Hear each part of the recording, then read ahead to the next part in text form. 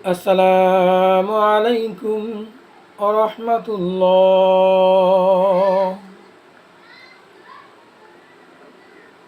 আলহামদুলিল্লাহ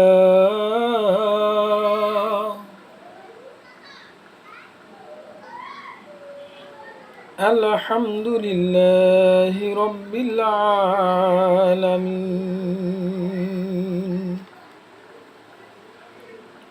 নাহমাদুহু ওয়া নুসাল্লি আলা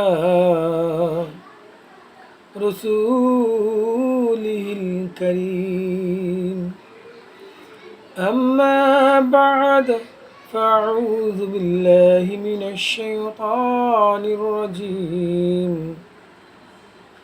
اقرأ باسم ربك الذي خلق خلق الإنسان من علق اقرأ وربك الأكرم الذي علم بالقلم علم الإنسان ما لم يعلم।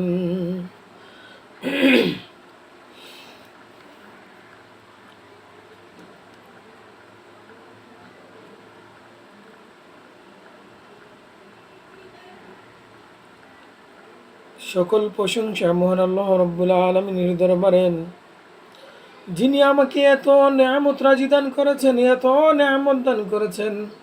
এই নেয়ামতের শুকরিয়া আদায় করে আমি এই অধম বান্দা শেষ করতে পারবো না। এত নেয়ামত রাজি আল্লাহ রাব্বুল আলামিন দান করেছে। শুধু আমি কেন, পৃথিবীর বুকে এমন কোনো মানুষ, এমন কোনো ইনসান, এমন কোনো মাখলুক তৈরি হয় নাই যে আল্লাহ রাব্বুল আলামিনের নেয়ামতের শুকরিয়া আদায় করে সে শেষ করে যেতে পারবে। এত নেয়ামত রাজি আল্লাহ রাব্বুল আলামিন পৃথিবীর বুকে আমাদেরকে দান করেছে। সেই জন্য আল্লাহ তাআলার দরবারে ফরিয়াদ করছি, আলহামদুলিল্লাহি রাব্বিল আলামিন। আলহামদুলিল্লাহ আলহামদুলিল্লাহ। আল্লাহ তাআলা কেন এই শুকরিয়া আদায়ের প্রয়োজন? কেন আল্লাহ রাব্বুল আলামিন কেন নয় যে তিনি শুকরগুজার, শুকরিয়া আদায় করব না? দেখুন, আল্লাহ রাব্বুল আলামিন মার গর্ভ থেকে দুনিয়ার বুকে পদাচারণ পর্যন্ত কত সুন্দর আমাদের আঙ্গুলগুলো দিয়েছেন, কত সুন্দর করে হাত দিয়েছেন। এ হাত দিয়ে যা কিছু মন চায় ধরা যায়। যদি ইচ্ছে করেন যে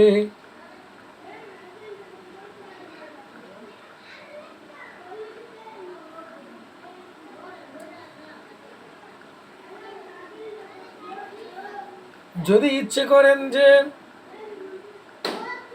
যদি আপনি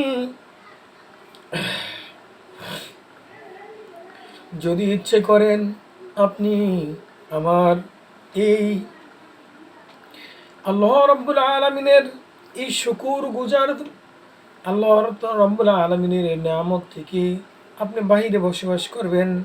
পৃথিবীর বুকে এমন কোনো মানুষের তৈরি হয় নাই, এমন কোনো মানুষ কিয়ামত পর্যন্ত তৈরি হতে পারে না যে আল্লাহ রাব্বুল আলামিনের নিয়ামতের শুকর গুজার, আল্লাহ রাব্বুল আলামিনের নিয়ামতের ভিতরে সে থাকবে না।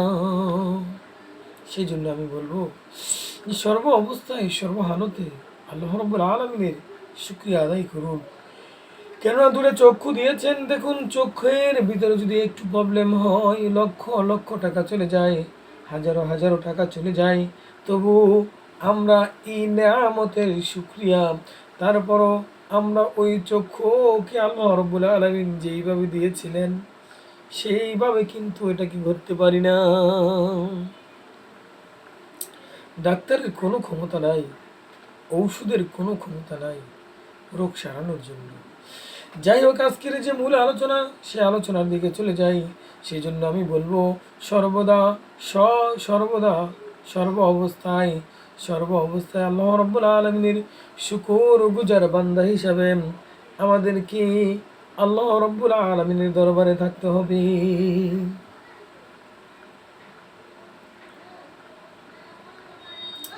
যাই হোক, আজকের যে আলোচনা, সে আলোচনা আমি শুরুই করতে, কারণ লম্বা আলোচনা আপনারা দেখতে চান না। আজকের আলোচনা হলো সূরাতুল কালামের 1 থেকে 5 নম্বর আয়াতের ভিতর। শুধু এই সূরায় নয়, আরও অসংখ্য সূরায় রয়েছে। আলোচনার সাথেই থাকুন।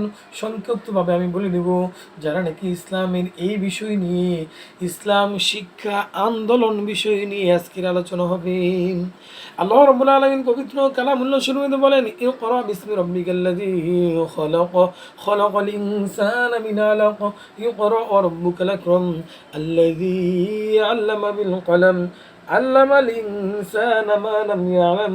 আল্লাহ রাব্বুল আলামিন পবিত্র কালামুল্লাহ শুরুতে বলেন, পড়ো হে রসুল, হে নবী, আপনি পড়ুন আপনার রবের নাম নিয়ে, যিনি সৃষ্টি করেছেন, যিনি জমাট রক্তপিণ্ড থেকে মানুষ সৃষ্টি করেছেন। আপনি পড়ুন আপনার রব বড়ই দয়ালু, যিনি কলমের সাহায্যে জ্ঞান শিক্ষা দিয়েছেন মানুষকে। তিনি এমন জ্ঞান দিয়েছেন যা সে অবশ্যই পৃথিবীর বুকে আসার আগ পর্যন্ত সে জানতো না। শুধু তাই নয়, এ প্রসঙ্গে আল্লাহ রাব্বুল আলামিন সূরাতুল বাকারার 151 নম্বর আয়াতের ভিতর আল্লাহ রাব্বুল আলামিন ঘোষণা করে দিয়েছেন, কি ঘোষণা? কামা আরসালনা ফীকুম রাসূলা। এই আয়াতের ভিতর আল্লাহ রাব্বুল আলামিন ঘোষণা করে দিয়েছেন, যেমন আমি তোমাদের জন্য স্বয়ং তোমাদের মধ্য হতে একজন রসূল পাঠিয়েছি, যে তোমাদেরকে আমার আয়াত পড়ে শোনায়, তা তোমাদের জীবন পরিশুদ্ধ ও উৎকৃষ্ট করে তোলার, তোমাদের কিতাব ও হিকমত শিক্ষা দেয়, এবং যেসব কথা তোমাদের জন্য নেই তা জানিয়ে দেয়। এটা সূরাতুল বাকারার 151 নম্বর আয়াতের ভিতরে আল্লাহ রাব্বুল আলামিন ঘোষণা করে দিয়েছেন।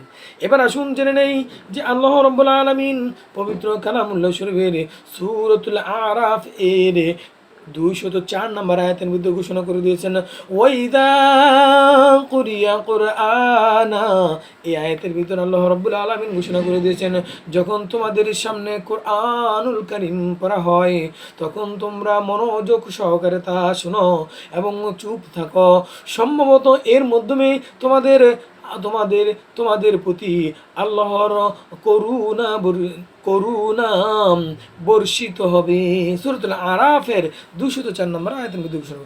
শুধু তাই নয়, এ প্রসঙ্গে আল্লাহ রাব্বুল আলামিন আরো কুরআনুল কারীমের সূরাতুল জুমার 2 নম্বর আয়াতের ভিতরে আল্লাহ রাব্বুল আলামিন ঘোষণা করে দিয়েছেন, হুয়াল্লাযী বা'আসা ফিল উম্মিয়িনা রাসূলাম মিনহুম ইয়াতলু আলাইহি আয়াতিহি ওয়া ইউযাক্কিহিম ওয়া ইউআল্লিমুহুমুল কিতাবা ওয়াল হিকমা।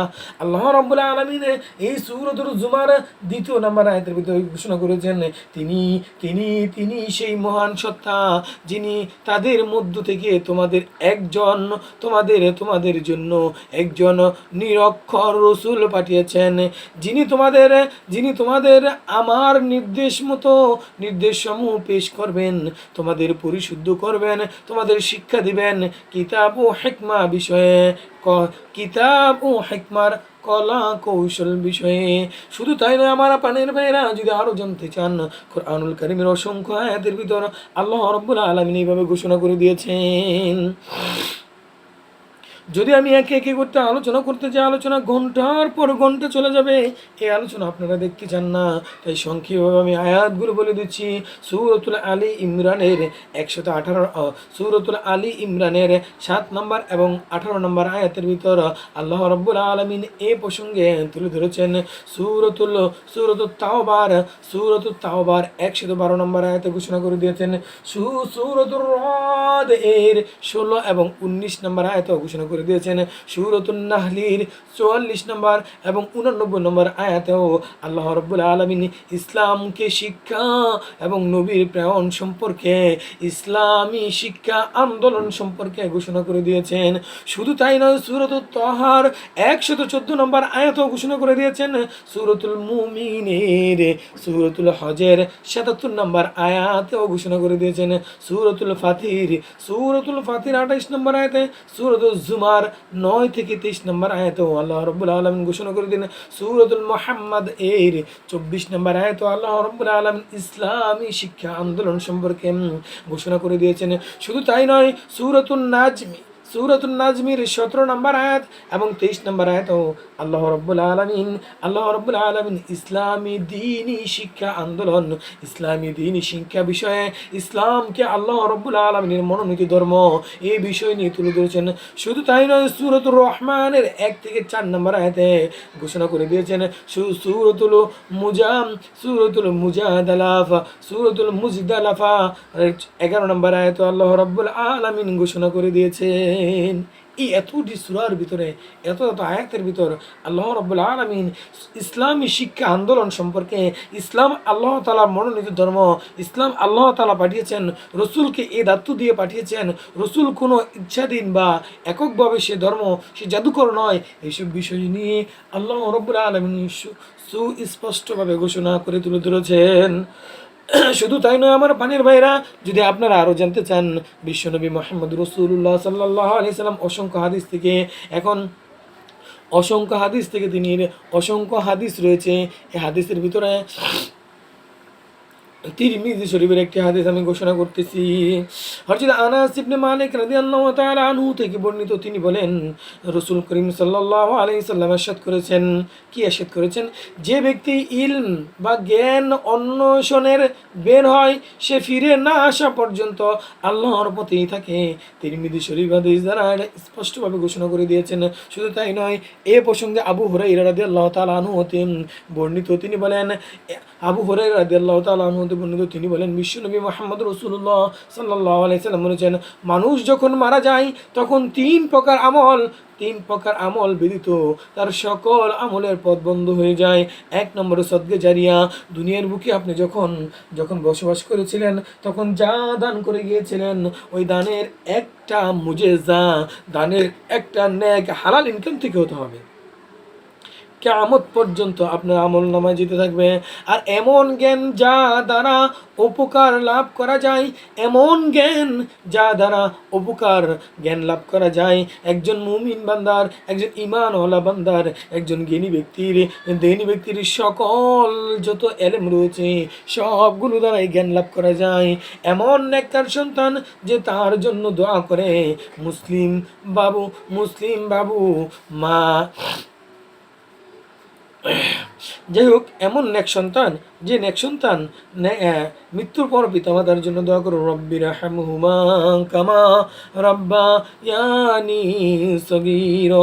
এমন নেক সন্তান যদি আমরা রেখে যেতে পারি, তাহলে আল্লাহ রাব্বুল আলামিন আমাদেরকে এই 3টি সদকা জারিয়া যে 3টি রয়েছে, 1 নম্বর দান খয়রাত, 2 নম্বর হলো এমন ইলম, যে ইলম দ্বারা আপনি নিজে পড়েছেন, আপনি শিক্ষা দিয়ে গেছেন।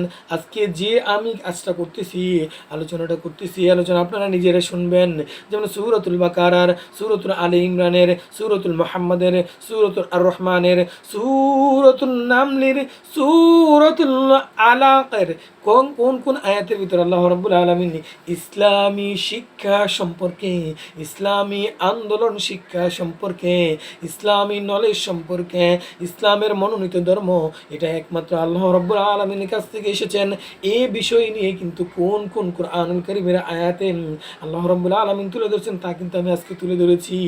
এই যে আজকের যে আলোচনাটা, আমি কিন্তু মৃত্যুর পরে কিয়ামত পর্যন্ত আমার আমলনামায় কিন্তু এটা সদকা জারিয়া হিসেবে যেতে থাকবে।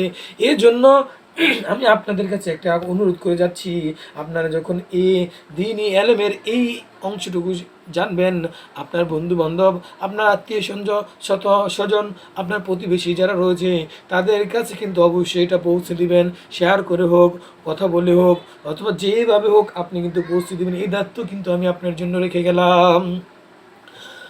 কেন আমি যেমন কিয়ামত পর্যন্ত নেক পেতে থাকবো, কিন্তু বিনা স্বার্থে করতে হবে। এই প্রসঙ্গে হযরত আবু হুরায়রা রাদিয়াল্লাহু তাআলা আনহু থেকে আরো একটি হাদিস, তিরমিজি শরীফের হাদিস, তিনি বলেন, রাসূল করিম সাল্লাল্লাহু আলাইহি সাল্লাম বলেছেন, যে ব্যক্তি ইলম হাসিল করার জন্য কোনো পথ চলে, আল্লাহ তাআলা তার জন্য জান্নাতে যাবার পথ সহজ করে দেন। এই জন্য আল্লাহ রাব্বুল আলামিন যেন আজকের যে আলোচনা করলাম, এই আলোচনার উপর আমি এবং আপনাদের সকলকে যেন আল্লাহ রাব্বুল আলামিন আমল করার তৌফিক দান করেন। আজকে তো ইসলামী শিক্ষা আন্দোলন সম্পর্কে সংক্ষিপ্ত আলোচনা করলাম। আল্লাহ যদি তৌফিক দান করেন এ বিষয় নিয়ে একটা বিস্তারিত আলোচনা করব, সেটা ঘন্টার ঊর্ধ্বে রিভু চলে যাবে, ঘন্টার অর্ধে আলোচনা চলে, ঘন্টারও বা কতক্ষণ হবে জানি না, তবে সর্বনিম্ন ঘন্টাখানেক হতে পারে। আল্লাহ যদি তৌফিক দান করেন আমি ওই আলোচনাটা তুলে ধরবো যে ইলমি দিন শিক্ষার ফজিলত কী, ইলমি দিন শিক্ষা করলে আমাদের কি কি মর্তবা রয়েছে। আল্লাহ রাব্বুল আলামিন যেন তৌফিক দান করেন ও এই কামনা রেখেই আর সকলের সুস্থতা এবং সকলের ইহলৌকিক সকল ধরনের মঙ্গল এবং পরকালীন সকল ধরনের মঙ্গল কামনা করেই আমি আজকের আলোচনা থেকে বিদায় নিচ্ছি। বিদায় নেওয়ার আগে সবার কাছে একটা অনুরোধ জানাচ্ছি, যারা নাকি আজকে এই আলোচনাটি নতুন শুনলেন তাদেরকে জানাই অসংখ্য অসংখ্য ধন্যবাদ। অবশ্যই এই আলোচনার সাথে থাকবেন, আর সাথে থাকতে হলে আপনাদের কি কি করতে হয় সেটা আপনাদের জানার বিষয় রয়েছে। আপনারা জানেন, মন চাইলে করে নেবেন, মন না চাইলে না করবেন, আমি কোনো আপত্তি করব না। তবে আলোচনা যদি আপনারা সাথে থাকেন, সাথে থাকার জন্য যে কাজটা রয়েছে একটা বাটনে ক্লিক করতে হয়, ওই বাটনে ক্লিক করেই থাকবেন, কেননা আমার আলোচনার ভিতরে আপনাদের আমাদের সকলের ফায়দা রয়েছে।